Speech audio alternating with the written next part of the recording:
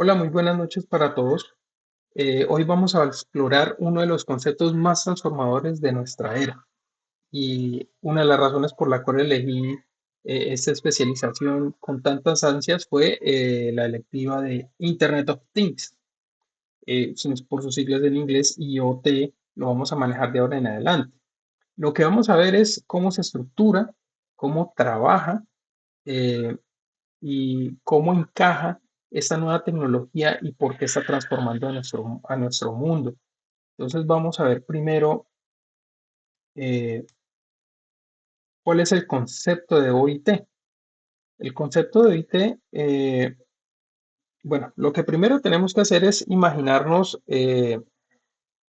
nuestro entorno, nuestro mundo. Entonces imaginemos que nuestra nevera detecta que se acabó la leche y agrega automáticamente a su lista de compras, o un reloj que esté monitoreando los signos vitales y alerta a un médico, o que a nuestro auto se comunica con el semáforo para evitar una colisión.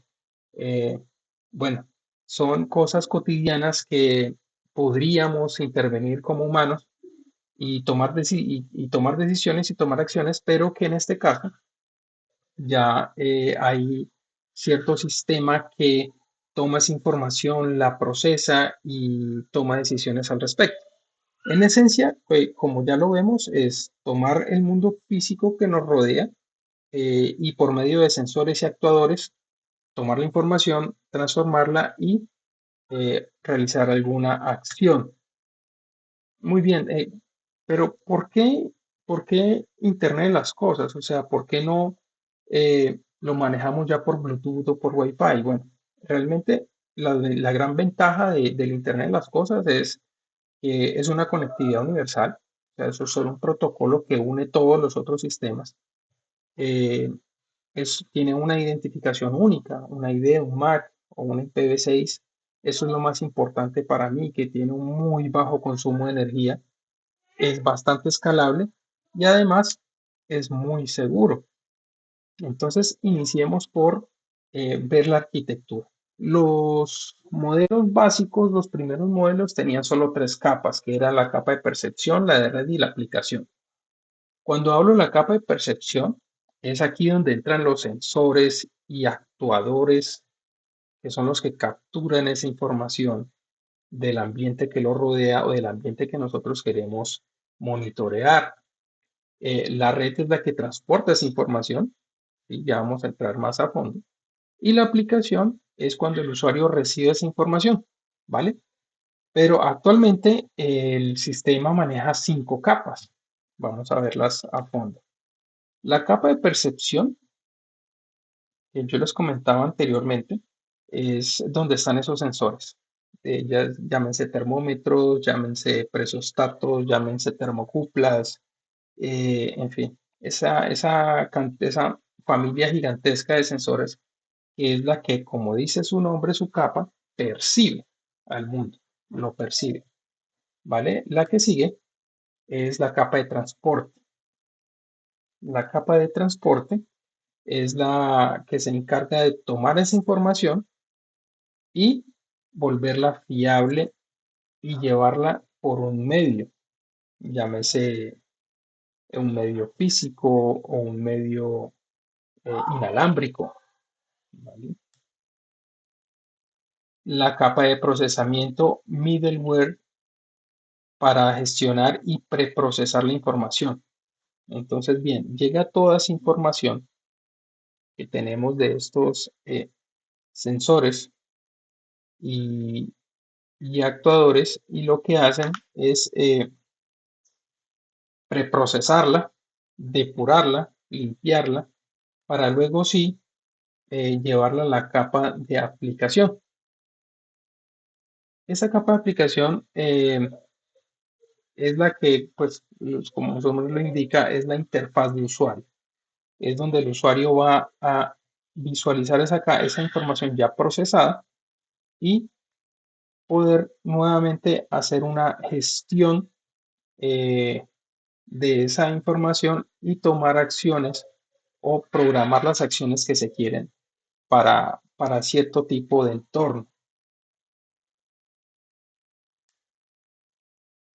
Entremos a la arquitectura de IoT especiales. Entonces, aquí ya hablamos de dos grandes tipos de arquitecturas según donde se procesa la información. La arquitectura cloud, donde todos los datos van a un centro o lo que conocemos como la nube para ser analizados. La arquitectura fog o arquitectura como de niebla es donde parte del procesamiento ocurre en nodos intermedios más cerca del sensor. Vendrían a ser como unas estaciones base. Esto reduce muchísimo la latencia y por ende el tiempo de respuesta de estos actuadores. Claro que pues cuando hablamos de latencias y demoras en la parte de redes hablamos de milisegundos, pero en algunos casos pueden ser críticos esos milisegundos. También, permítame un momento, también cuando hablamos de edge o borde, es donde se procesa el local, perdón, procesamiento local cercano al sensor para respuestas en tiempo real. Entonces ya no hablamos, no tendría él que ir a la nube y tomar procesar la información y regresarlo, sino que pueden ser en caliente, en pequeñas estaciones como las estaciones Arduino o las Raspberry.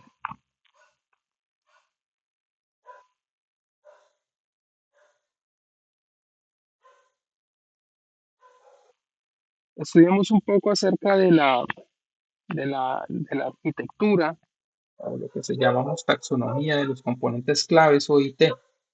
Nuevamente tenemos las cinco capas de la arquitectura OIT, que es la capa de percepción, la capa de network, el middleware, que es donde se procesa la información, la aplicación, que es la parte de usuario, y el preprocesamiento y filtrado. En cuanto a cómo se clasifica, qué herramientas usa el IoT, podemos partir de la taxonomía que nos propone el referente académico que organiza el IoT en cinco grandes componentes, ¿no? Primero, la percepción, que son los sensores de telefonía móvil, sensores médicos, neuronales, ambientales, químicos, y los actuadores, que son dispositivos que generan una acción física como encender una luz o activar un motor o cerrar una puerta. De segundo, tenemos el networking, que son las tecnologías de comunicación de las que hablábamos más adelante. Tercero, el middleware es el software intermedio que conecta dispositivos con aplicaciones. Por ejemplo, OpenIoT, FireWare, Hydra, Oracle Fusion, si mal no estoy, Oracle Fusion. Cuarto, cuando hablamos de aplicación, son los sistemas que entregan esa información al usuario, eh, como apps móviles, apps de salud, panel de control, de pronto lo que muchos conocemos como un dashboard, ¿no? Es ahí donde vamos a ver la información. Sí, pasemos al siguiente, que es el flujo de la información. Bueno, básicamente todo va conforme a las cinco capas, de izquierda a derecha podríamos verlo de arriba hacia abajo, pero siempre va a depender de la captura de una información. O sea, es decir, no podemos, sí, en sí sí podemos enviar una orden para que realice alguna actividad, pero la idea es que él tome decisiones por sí mismo. Entonces lo que vamos a ver es la parte de captura. eh, Sí, la parte de captura donde están los sensores que recolectan esa información, sí, eh, sí, miden capturan esa información del entorno, perdón, como temperatura, humedad, movimientos, de pronto signos vitales. La segunda, que es la etapa de transmisión, esa data viaja por redes inalámbricas hacia el siguiente punto de procesamiento. Por lo general, siempre va a ser redes inalámbricas.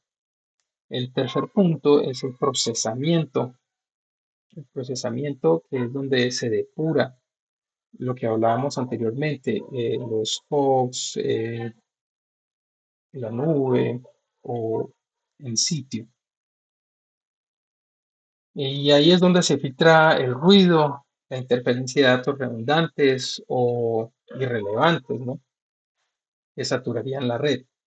Esto, este paso pues es de vital importancia porque si no nos llenaría a nosotros nuestra aplicación de datos que no nos interesarían o que no son muy relevantes para lo que realmente estamos buscando.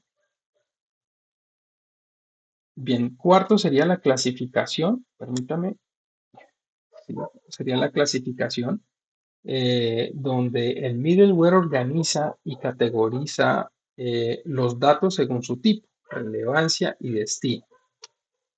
Luego de eso tenemos la parte de procesamiento en la nube o en el fog, ya sea por medio de una herramienta de Big Data, Machine Learning, inteligencia artificial, para extraer conclusiones útiles y sacar información útil. Y ya permítame ver si de pronto me adelanté, así estamos bien. Y ya sexto sería la etapa de visualización, que es donde el usuario pues ya va a ver la información y las actividades ya procesadas, datos limpios y la toma de decisión que tomó el sistema.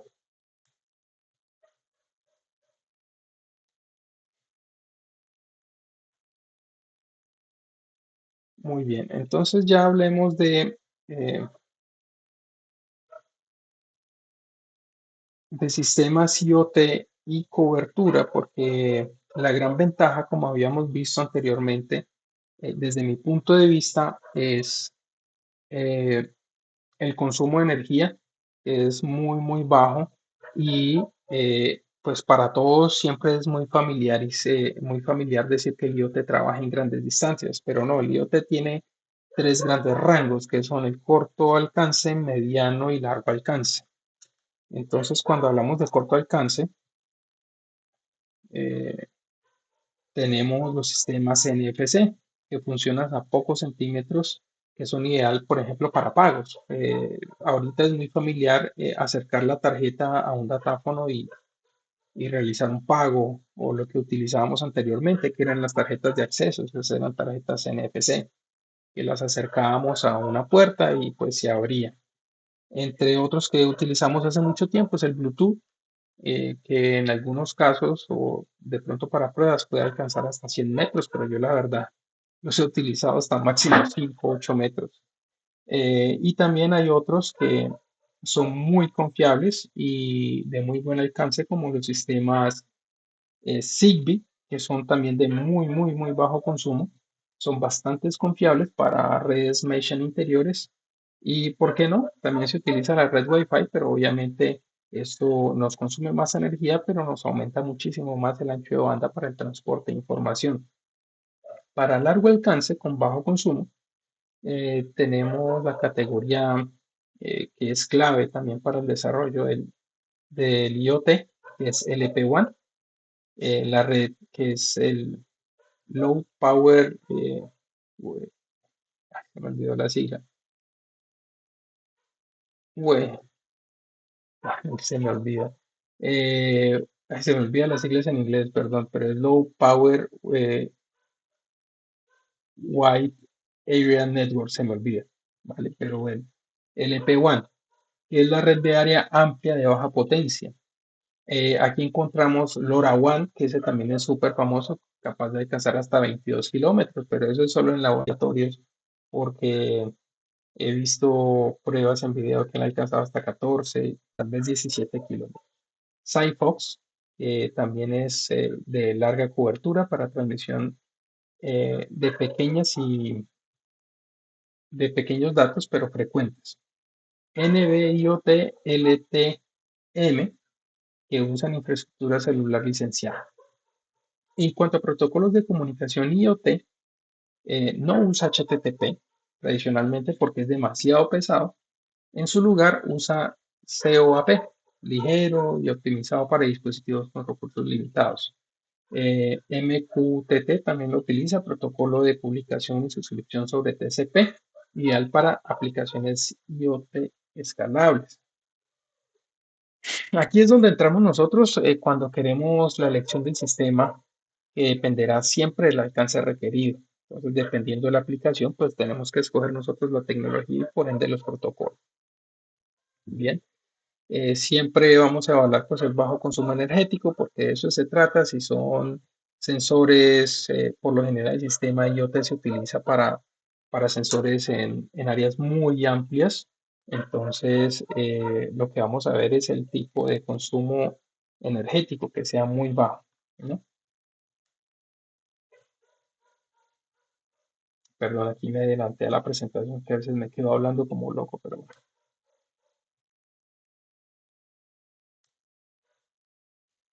Y bien, ya para el cierre, pues el IoT digamos que no es una tecnología del futuro, lo era en el 2000.